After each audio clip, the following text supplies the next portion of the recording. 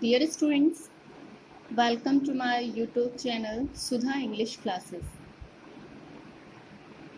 आज हम William Shakespeare द्वारा composed the 7 ages of a man poem है, उसका अध्ययन करेंगे,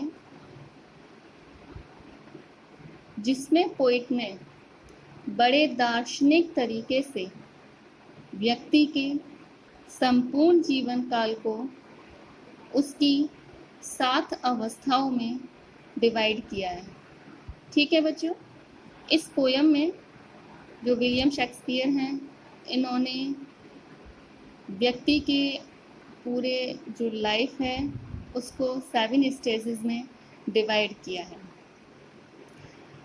व्यक्ति अपने संपूर्ण जीवन काल में इन 7 स्टेजेस में से होकर अपना जीवन व्यतीत करता है और विभिन्न प्रकार की भूमिकाओं को अदा कर इस संसार रूपी स्टेज से विदा हो जाता है।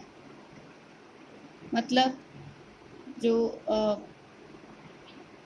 मनुष्य है वो अपनी 7 अवस्थाओं को विभिन्न तरीके से विभिन्न रोल अपनी अवस्था में प्ले करके और अंत वाली अवस्था जो 7वीं अवस्था है, वृद्धावस्था, उसमें व्यक्ति इस संसार से, इस दुनिया से विदा ले लेता है, मृत्यु काल में चला जाता है। ठीक है स्टूडेंट, यहाँ पर वर्ल्ड को एक स्टेज बताया गया है और लाइफ को प्ले बताया गया है, रोल बताया गया है। This poem is composed by William Shakespeare. William Shakespeare एक बहुत ही बड़े इंग्लिश लिटरेचर में एक बहुत ही बड़े कवि रहे हैं। उन्होंने अपने लाइफ में 38 प्ले, 154 सोनेट्स लिखे हैं। ठीक है बच्चों, now we comes to the our poem. All the world a stage, पूरा संसार एक स्टेज है। स्टेज मीन्स रंगमंच, एक रंगमंच है।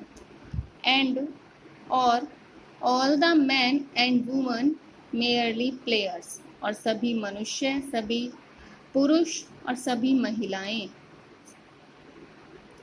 इसके पात्रगण हैं, अपने अपने रोल प्ले करते हैं। They have their exist and their entrance, उन सब का इस दुनिया में, इस दुनिया से जाने का और इस दुनिया में एंट्रेंस, प्रवेश का अपना अपना एग्जिस्ट है और अपने अपने प्रवेश है, एंट्रेंस है, प्रस्थान है और प्रवेश है। एंड और one man in his time plays many parts, and और वन मैन, एक व्यक्ति अपने इस समय में बहुत सारे पार्ट या बहुत सारे अभिनय अदा करता है, बहुत सारे रोल प्ले करता है। His acts being 7 ages, और उसके इन्हीं कार्यों को, उसके इन्हीं एक्ट्स को 7 एजेस, 7 अवस्थाएं बताया गया है, 7 अवस्थाओं में डिवाइड किया गया है। एट फर्स्ट, शुरू में द इन्फेंट, सबसे पहले व्यक्ति एक शिशु के रूप में होता है। Mewling and puking in the nurse arm, mewling crying, रोते हुए, पुकिंग वॉमिट करना, उल्टी करते हुए, इन द नर्स आर्म, अपनी धाय माँ के या अपनी नर्स की बाहों में होता है, अपनी नर्स की भुजाओं में रोते हुए और उल्टी करते हुए एक शिशु की पहली अवस्था होती है, मनुष्य की पहली अवस्था एक शिशु के रूप में। Then the whining school boy, और उसके बाद रोते हुए, चिल्लाते हुए एक स्कूल बॉय के रूप में, with his satchel, satchel means A bag, second अवस्था एक स्कूल बॉय की, जिसमें बच्चा रोते हुए अपनी पुरानी किताबों से भरा हुआ एक बैग उसके पास है। एंड शाइनिंग मॉर्निंग फेस, और सुबह की चमकदार मॉर्निंग, तरोताज़ा सुबह में। Creeping like snail, snail is a sea animal, एक समुद्री जानवर है स्नेल, घोंघा, जो कि बहुत धीरे धीरे चलता है, बहुत धीरे धीरे क्रिप करता है।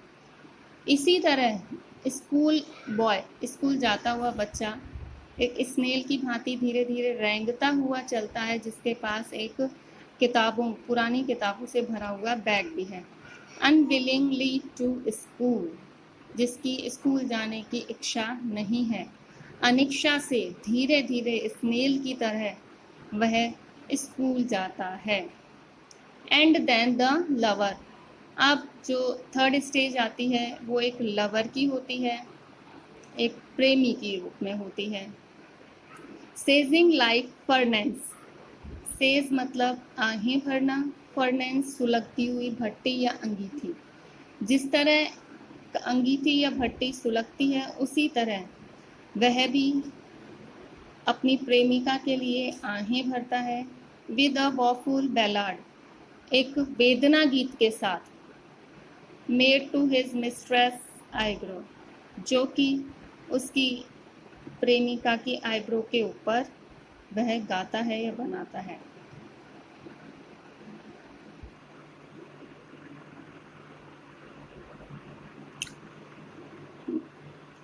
देन अ सोल्जर, इस प्रकार एक मनुष्य अपनी तीसरी अवस्था को पूर्ण करता है। पहली एक इन्फेंट, शिशु के रूप में, सेकंड स्कूल बॉय के रूप में, और थर्ड इज अ लवर, और तीसरी एक लवर के रूप में।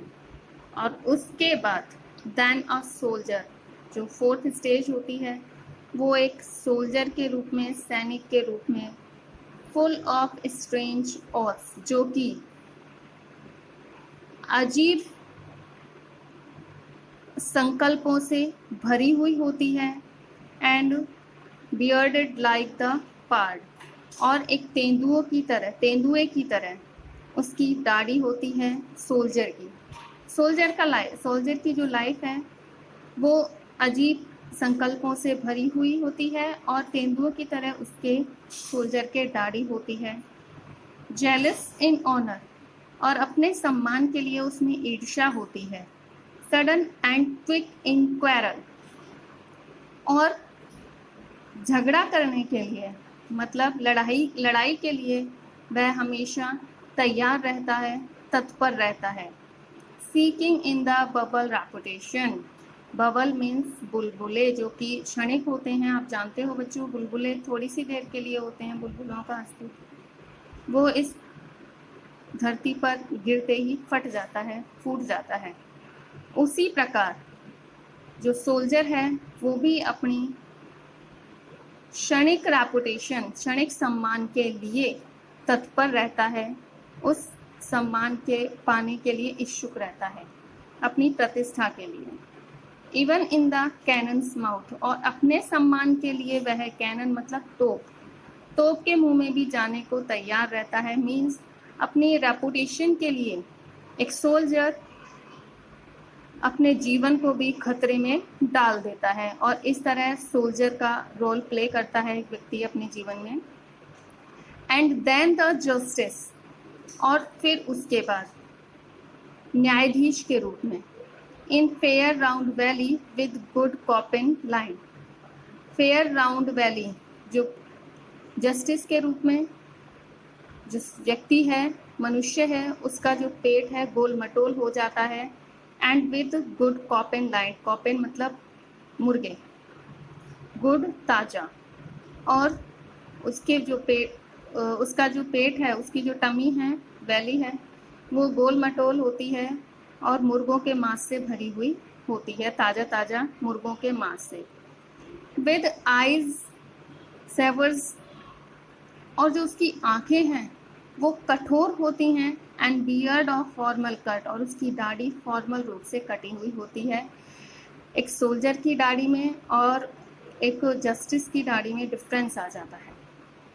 फुल ऑफ वाइज सॉज, सॉज मतलब कहावतें, and modern instance, instance means examples, और जस्टिस जो है वो बुद्धिमान कहावतें और आधुनिक उदाहरणों से भरा हुआ होता है। मीन्स जस्टिस में तर्क वितर्क करने की शक्ति आ जाती है, तर्क वितर्क करने का स्टैमिना आ जाता है, और वो अपनी कहावतों से और अपने नए नए उदाहरणों से तर्क वितर्क करता है।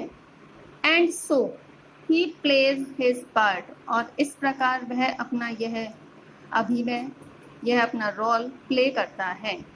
The sixth age shifts into the lean and slippered pantaloon, और अब उसकी छठी अवस्था लैन पतले दुबले और चप्पल पहने हुए पैंटालून एक विदूषक में बदल जाती है।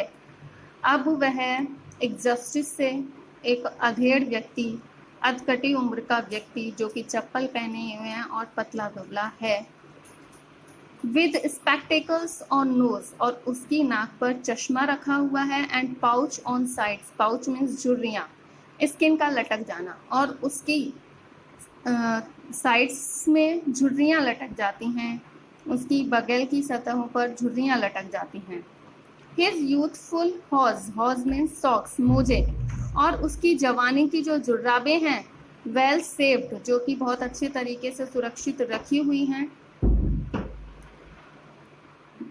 अ वर्ल्ड टू वाइड, जो अब बहुत ढीली हो गई हैं, उसकी जवानी की जो सॉक्स हैं जो बहुत सुरक्षित तरीके से रखी थी वो अब उसके बहुत लूज आने लगी हैं, ढीली हो गई हैं। फॉर हिज श्रंक, श्रंक मतलब सिकुड़ना, शंक मतलब टांगे, उसकी सिकुड़ी हुई टांगों के लिए उसकी जो जवानी के जुर्राबे हैं वो ढीली हो गई हैं। And his big manly voice, और उसकी तेज जो वॉइस है, आवाज़ है, turning again towards childish treble pipes, उसकी जो तेज आवाज़ है, जिस आवाज़ में एक रुतबा होता है, वो आवाज़ अब बच्चे की आवाज़ की तरह पतली हो गई है, पतलेपन में बदल गई है। And whistles in his sound, और उसकी आवाज़ में सीटी की आवाज़ें आने लगी हैं। लास्ट सीन ऑफ ऑल, और अब सबसे अंत में सबसे लास्ट का जो दृश्य है, वृद्धा अवस्था, उस अवस्था पर व्यक्ति आ जाता है, मनुष्य आ जाता है। That ends the strange eventful history, जो कि उसकी ये इवेंटफुल हिस्ट्री है उसका अंत करती है। इस सेकेंड चाइल्डनेस एंड मेयर ऑब्लिविएशन, ये उसकी दूसरी बचपन की अवस्था होती है, एंड मेयरली ऑब्लिविएशन, जिसमें वह सब चीज़ों को पूर्ण रूप से भूल जाता है। ये जो अवस्था है ये सेकेंड चाइल्डहुड की अवस्था कही जाती है। इन्फेंट, जहाँ से बच्चा शुरू होता है वहीं पर आकर लास्ट हो जाता है, और इस अवस्था में व्यक्ति जिस तरह बच्चे की तरह जिस तरह बच्चे को सेंस नहीं होता, उसी प्रकार व्यक्ति भी बातों को, चीज़ों को भूलने लगता है। Sans teeth, sans means without, बिना दांतों के। सेंस आईज, बिना आँखों के, means without eye sight. Sans taste, without, बिना स्वाद के। सेंस एवरीथिंग, सब चीज़ के बिना।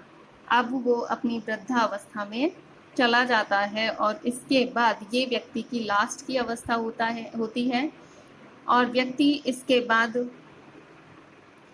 मृत्यु काल में चला जाता है। इस प्रकार शेक्सपियर ने एक व्यक्ति को 7 स्टेज में डिवाइड किया है, व्यक्ति की लाइफ को 7 स्टेज में डिवाइड किया है, और इस प्रकार विलियम शेक्सपियर की ये पोयम कंप्लीट होती है। ओके बच्चों, if you have any query then you can call me my personal number. Thank you for watching the video.